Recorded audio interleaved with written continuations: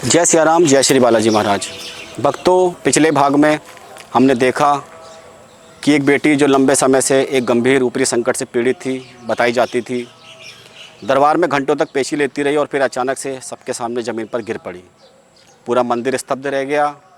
हर बाबा भक्ति की नज़र अब मंदिर के मुख्य द्वार पर थी, क्योंकि सभी जानते थे अब गुरुजी आने वाले हैं। कुछ ही क्षणों बाद परम पूज्य गुरुजी श्री राजेंद्र अग्रवाल जी मंदिर में पहुँचे।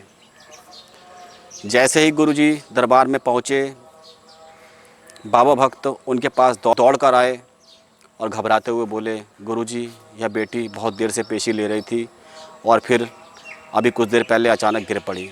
हमें कुछ समझ नहीं आ रहा है कि हम क्या करें। गुरुजी बिना एक क्षण गंवाए उस बेटी के पास पहुँचे। उन्होंने उसके सिर पर हाथ रखा, नब्ज देखने का प्रयास किया, उसकी सांसों को परखा। पूरा दरबार सांसें रोके यह दृश्य देख रहा था। कुछ पल तक गुरुजी बिल्कुल शांत रहे। फिर उन्होंने अपने साथ खड़े एक विश्वसनीय बाबा भक्त से कहा, इसे तुरंत गाड़ी में बैठाइए और बिना समय गंवाए रुद्रपुर के अस्पताल लेकर जाइए, डॉक्टरों को दिखाइए। बस इतना सुनते ही कुछ बाबा भक्त तुरंत आगे आए, बहुत सावधानी से उस बेटी को गाड़ी में बिठाया। उसकी माँ रोते रोते उसके साथ चल पड़ी। पिता की आंखों में डर साफ दिखाई दे रहा था। कुछ ही क्षणों में गाड़ी मंदिर से अस्पताल के लिए रवाना हो गई, लेकिन दरबार में बैठे बाबा भक्तों के चेहरे पर चिंता अभी भी साफ दिखाई दे रही थी। पूरा वातावरण गंभीर हो चुका था। तभी गुरुजी धीरे धीरे श्री बालाजी महाराज के श्री चरणों के सामने पहुँचे।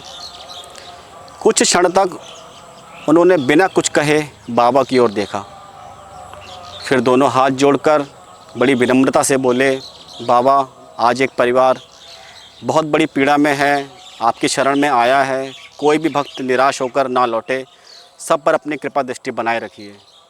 इसके बाद गुरुजी पूरे दरबार की ओर मुड़े और बोले, भक्तों, आज कोई भी घबराएगा नहीं। संकट की घड़ी में सबसे बड़ा सहारा श्री बालाजी महाराज हैं। बाबा से प्रार्थना करिए।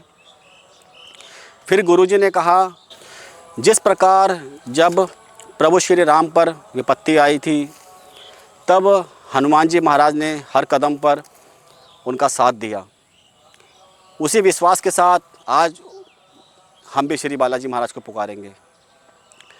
गुरुजी ने आगे कहा, आज हम सब मिलकर बाबा के चरणों में सामूहिक रूप से अर्जी लगाएंगे। जो भी श्रद्धानुसार बन पड़े अपनी ओर से अर्पित कीजिए। यह किसी व्यक्ति के लिए नहीं, बल्कि सामूहिक प्रार्थना का प्रतीक है, सामूहिक प्रार्थना का प्रतीक है। दरबार में बैठे बाबा भक्त अपनी अपनी श्रद्धा के अनुसार आगे आने लगे। किसी ने 10 रुपये, किसी ने 20 और किसी ने 50 रुपये। लेकिन उस समय किसी के लिए राशि का महत्व नहीं था। भक्तों, महत्व था तो केवल एक प्रार्थना का। सभी की आंखों में एक ही विनती थी, हे श्री बालाजी महाराज, अपनी कृपा कीजिए। भक्तों, फिर गुरुजी ने कहा, अब कोई भी भक्त चुप नहीं बैठेगा। अब पूरा दरबार एक साथ बाबा को पुकारेगा। इसके बाद गुरुजी ने वह भजन शुरू किया, बालाजी सुनो एक अर्जी है, संजीवन बूटी ला देना। मुझे तुम पर भरोसा बड़ा भारी है, लक्ष्मण के प्राण बचा लेना। जब जब विपदा मुझे पर आई, मैंने तेरी टेर लगाई है। अब तो बोलो बजरंग बली, इस बार क्यों देर लगाई है। मुझे तुम पर भरोसा बड़ा भारी है, लक्ष्मण के प्राण बचा लेना। बालाजी सुनो एक अर्जी है, संजीवन बूटी ला देना।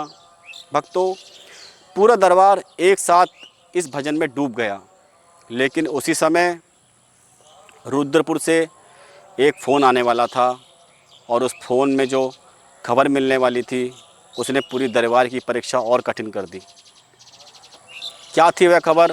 क्या गुरुजी का विश्वास डगमगाया और क्यों गुरुजी ने पूरे दरबार से श्री हनुमान चालीसा का पाठ करने को कहा? जानिए अगले भाग में। जय सिया राम।